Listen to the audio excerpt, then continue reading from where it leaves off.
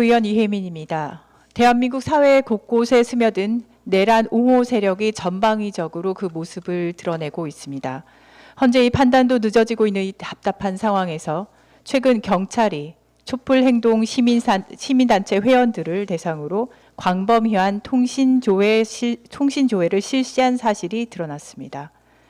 경찰의 통신사찰 행위가 있었던 날은 지난 12월 5일, 바로 기습적으로 비상계엄이 선포되었던 12월 3일 다음 날입니다. 당시 윤석열에 대한 탄핵을 요구하는 국민의 목소리가 터져 나왔고, 혹시 2차 계엄이 일어날지 몰라서 수많은 시민들께서 국회를 에워싸고 있던 때입니다. 경찰은 도대체 왜 시민단체에 대한 통신사찰을 진행한 걸까요? 사실 더 의심스러운 부분은 이겁니다. 경찰은 일반 국민을 향해 수사 감찰을 진행하고도 무려 3개월이 지난 시점에서야 통신 이용자 정보 조회 사실을 통지했습니다. 현행 전기통신사업법 제83조의 2에 따르면 수사기관이 통신 이용자 정보를 조회한 경우에는 이를 30일 이내 당사자에게 반드시 통지하도록 규정하고 있습니다. 통지를 유예할 수도 있는 경우 있습니다. 하지만 국가 안전이나 공정한 사법 절차 진행 등 중대한 사유로 엄격히 제한되어 있습니다. 경찰은 이러한 법적 사유가 분명하지 않은 상황에서 3개월이나 통지를 유예했습니다. 애초에 통지 유예를 할 만한 정당한 법정 사유가 있었을까요?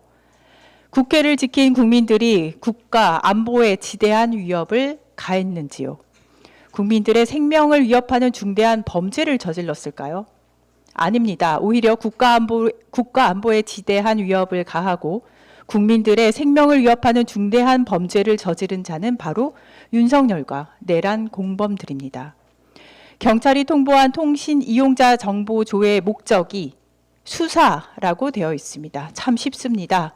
참 많은 의미를 내포하고 있는 수사라는 포괄적 이유는 국민의 알 권리를 철저하게 무시했습니다.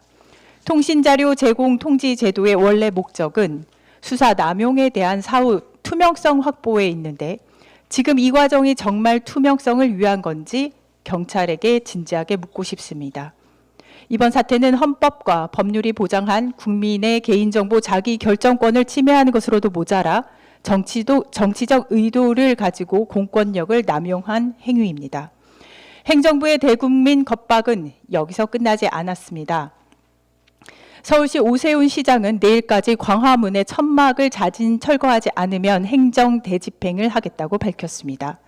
정치적 목적을 위해 국민의 기본권인 표현의 자유와 집회의 권리마저 희생시키겠다는 반헌법적 처사입니다. 행정부는 특정 권력을 옹호하고 보호하기 위해 존재하는 조직이 아닙니다. 경찰과 서울시는 지금이라도 국민의 목소리를 무시하는 행위들을 중단하고 윤석열이 짓밟은 국민의 기본권을 수호하는 데 총력을 다해야 합니다.